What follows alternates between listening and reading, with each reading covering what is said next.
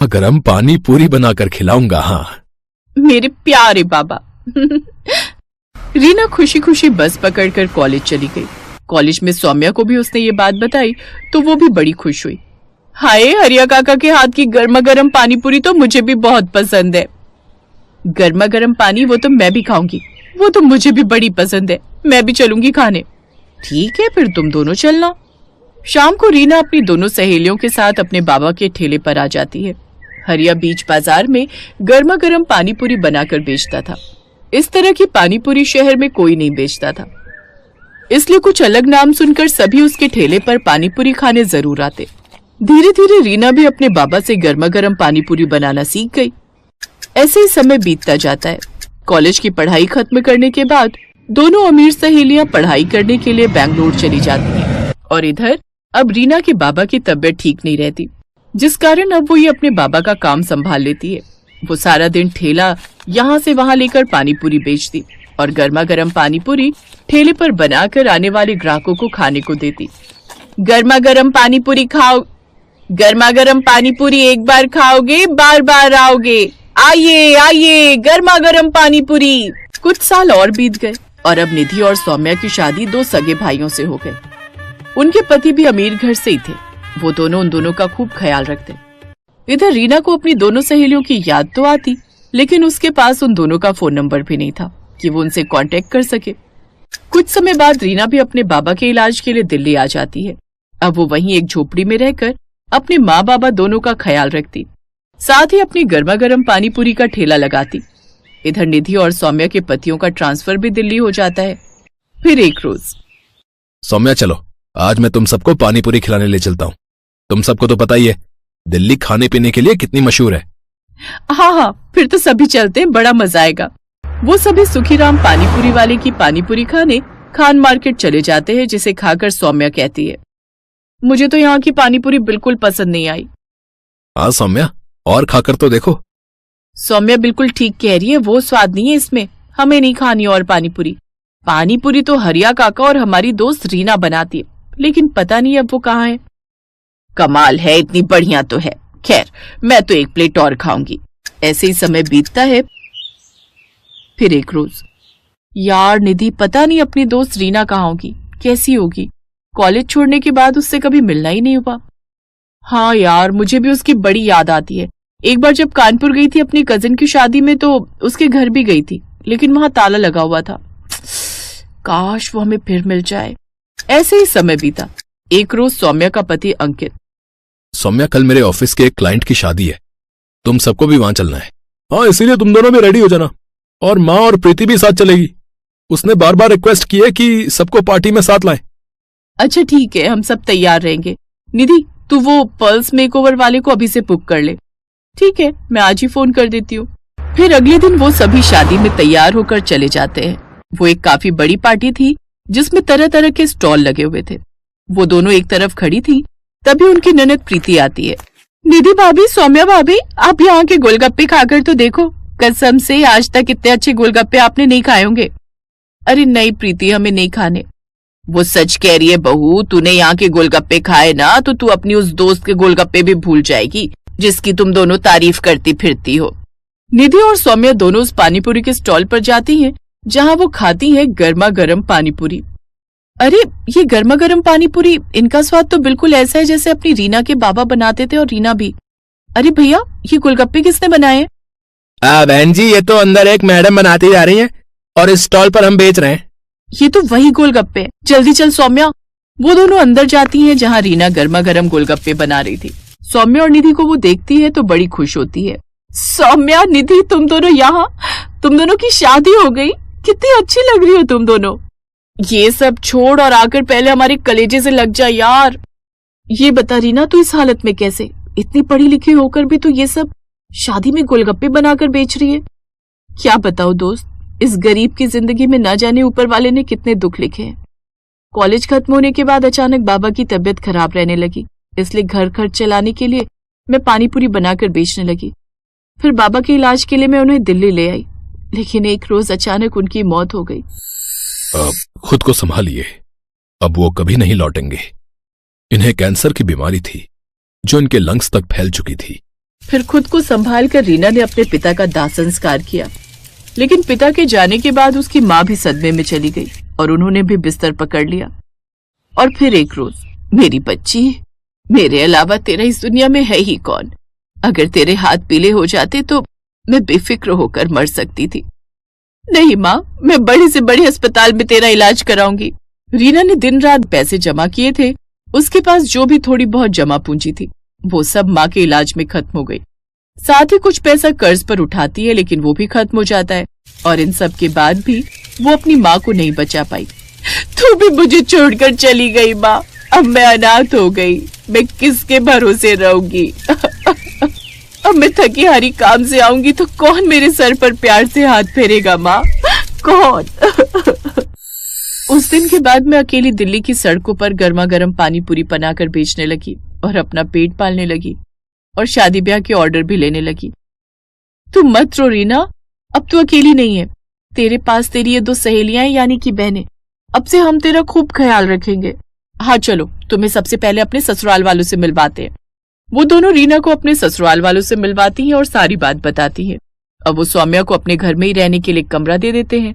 साथ ही उसके लिए एक बड़ी दुकान भी खुलवा देते हैं जिसमें वो गर्मा गर्म पानी पूरी बनाकर बेचती है। अब उसका काम और भी अच्छा चलने लगता है और कुछ ही दिनों में वो खुद का रेस्टोरेंट खोल लेती है। फिर कुछ समय बाद अंकित के एक दोस्त को रीना पसंद आ जाती है और वो उससे शादी कर लेता है। और अब रीना भी खुशी खुशी अपनी जिंदगी जीती है।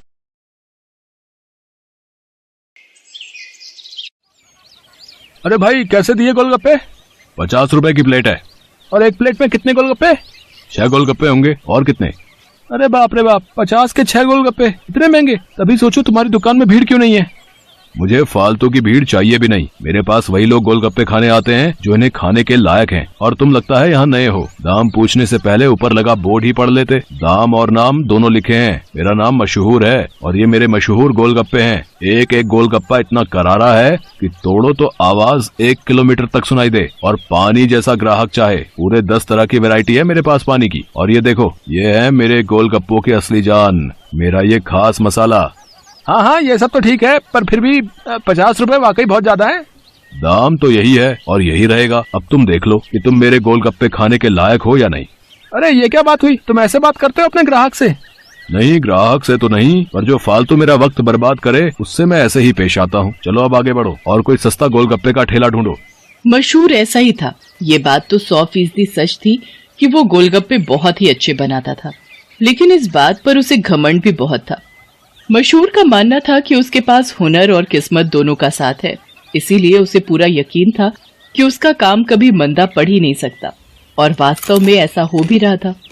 मशहूर के पास भले ही ग्राहक कम थे, लेकिन उनसे ही वो अच्छा खासा मुनाफा कमा लेता था।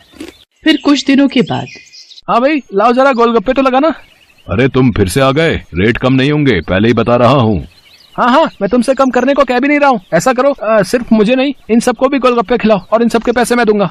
है, पगला गए हो क्या? अब ऐसा करो, पहले पैसे रखो मेरे सामने, फिर बात करना। तुम भी ना बड़े शक्की हो। ये लो, ये रखे तुम्हारे पैसे। इतना कहकर सूरज ने पूरे 2000 रुपए मशहूर के सामने रख दिए। सूरज अपने साथ जिन लोगों को लेकर आया था वो देखने में ही गरीब लग रहे थे। मशहूर ने सभी को गोलगप्पे खिलाए, जिसके पैसे सूरज नहीं दिए। फिर सबके जाने के बाद, क्या बात है भाई, कोई लॉटरी वॉटरी लग गई है क्या? अभी तो नहीं लगी, पर जल्दी लगने वाली है। क्या मतलब? तुम्हें कैसे पता कि लॉटरी लगने वाली है तुम्हारी? क्योंकि निरंजन बाबा ने मुझसे ऐसा कहा है। वो बहुत ही बड़े सिद्ध बाबा हैं। उन्होंने मुझसे कहा है कि मैं जितने लोगों का पेट भरूंगा, वो भी बिना उनसे कुछ लिए, मेरी लॉटरी लगने के उतने ही चांसेस बढ़ जाएंगे। तुम भी निरे उल्लू हो भाई, हैं? बाबा जी ने तुम्हें गरीबों को खाना खिलाकर कुछ भला काम करने को कहा होगा। जितने पैसे तुमने मेरे गोलगप्पे खिलाने में खर्च किए, उतने में तो तुम पूरा भंडारा कर सकते थे। मैं जानता हूँ, पर मुझे इन लोगों को कुछ ऐसा खिलाना था जो इनके बस के बाहर हो। खाना तो कोई ना कोई इन्हें खिलाई देता होगा, पर तुम्हारे गोलगप्पे वो इनके नसीब में कहाँ से आते? और बाबा जी ने मुझसे यही तो कहा था कि जाकर किसी का नसीब बदलो, तो मैंने बदल दिया। अब देखना, मेरी लॉटरी जरूर लग जाएगी। मशहूर और सूरज बात कर ही रहे थे कि तभी सूरज का फोन बजने लगा। हेलो, हाँ भाई, क्या क्या तू सच बोल रहा है? सच में? वाह वाह वाह भाई, मजा आ गया भाई, मजा आ गया। तू वहीं रुक, मैं बस वहीं आ रहा हूँ मैं। अरे अरे, क्या हो गया? कहाँ भागे जा रहे हो? मेरी लॉटरी लग गई भाई, वो भी पूरे 10 लाख की।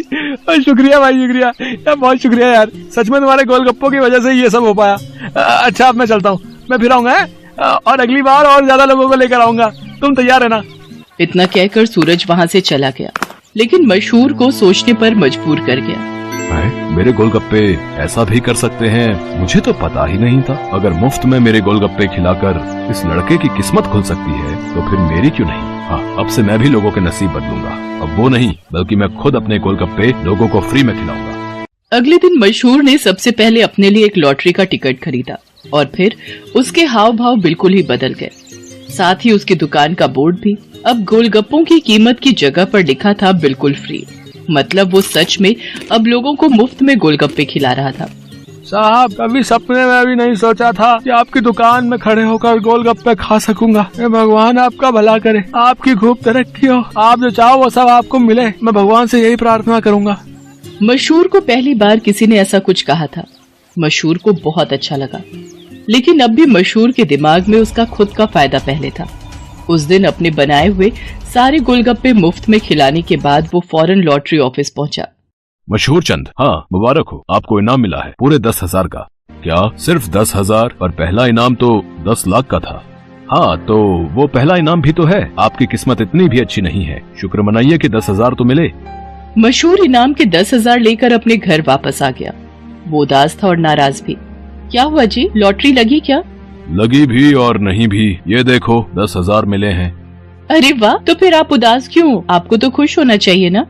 अरे पर 10,000 से क्या होता है, इतने में तो 4-5 दिनों में अपनी दुकान से ही कमा लेता हूँ। उस लड़के को तो पहला इनाम मिला था, वो भी पूरे 10 लाख का, और उसने तो इतने कम गोलगप्पे खिलाए थे। मैंने तो अपने सारे गोलगप्पे मुफ्त में खिला दिए, फिर भी मुझे क्या मिला और उसे क्या मिला? ओफो, ये सब क्यों सोच रहे हो आप? आपने जितने भी गोलगप्पे मुफ्त में खिलाए उनकी लागत तो निकल गई ना, बोलो। हाँ, उससे तो ज्यादा ही हैं ये पैसे।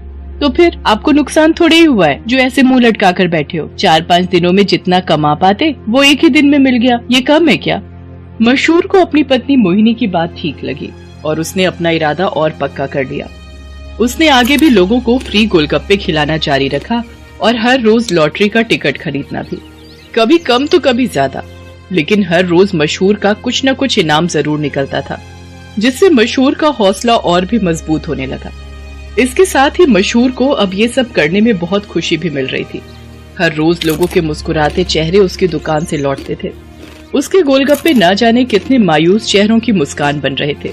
फिर एक दिन, अरे मशहूर भाई, ये क्या है? ये कमाल कब से हो गया? बस तुम्हारे जाने के बाद से ही। लेकिन माफ करना भाई, अब तुम फ्री में गोलगप्पे नहीं खिला पाओगे किसी को, क्योंकि ये काम अब मैं करता हूँ और लॉटरी भी मेरी ही लगती है। हाँ, तुम्हारे जितना बड़ा इनाम तो नहीं लगा अब तक, पर मुझे उम्मीद है कि कभी न कभी वो कमाल भी हो ही जाएगा।